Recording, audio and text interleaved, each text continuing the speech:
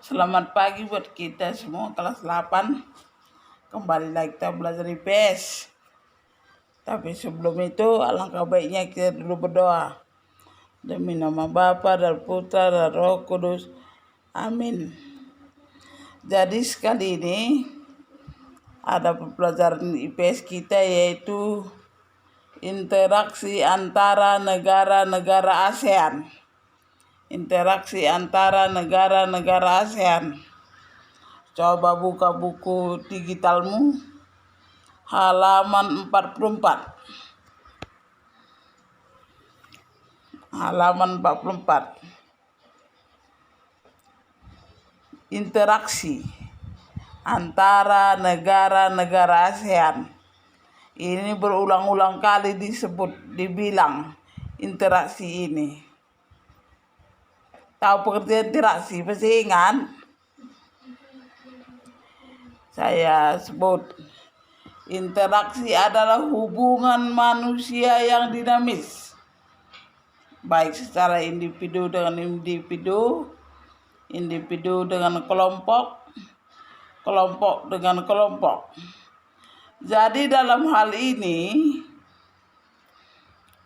untuk melakukan hubungan tersebut perlu ada kerjasama. Maka disebut bentuk-bentuk kerjasama. Kalau di organisasi ASEAN, bentuk kerjasama itu yang paling berpengaruh ada dua, yaitu satu bentuk kerjasama bilateral. Pernah dengar bentuk kerjasama bilateral? Bentuk kerjasama bilateral ini yaitu dilakukan oleh dua negara. Misalnya Indonesia dengan Malaysia dalam bidang pendidikan misalnya. Berikutnya adalah bentuk kerjasama regional. Bentuk kerjasama regional ini cukup berpengaruh di Asia Tenggara ini. Bentuk kerjasama regional artinya adalah bentuk kerjasama yang dilakukan oleh satu kawasan. Yaitu bentuk kerjasama yang dilakukan oleh satu kawasan. Misalnya kawasan Asia Tenggara. Apa bentuk kerjasama regional? Itulah ASEAN. Itulah ASEAN. Merupakan organisasi-organisasi yang berada di kawasan Asia Tenggara. Organisasi yang berada di kawasan Asia Tenggara. Jadi inilah pengertiannya. Begitu juga faktor penolongnya.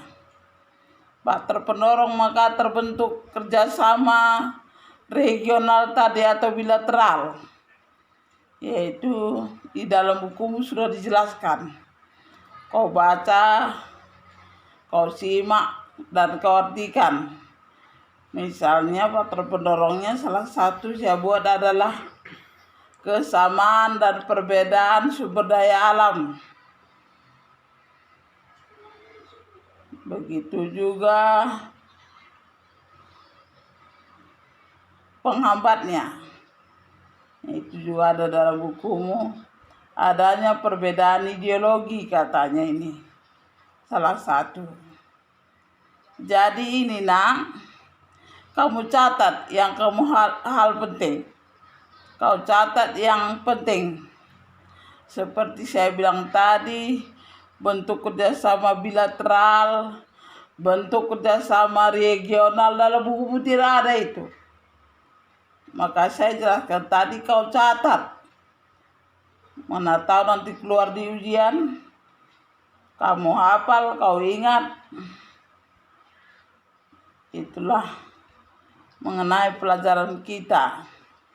Jadi di samping kau pelajari, kau baca, kau catat, terakhir nanti saya berikan tugas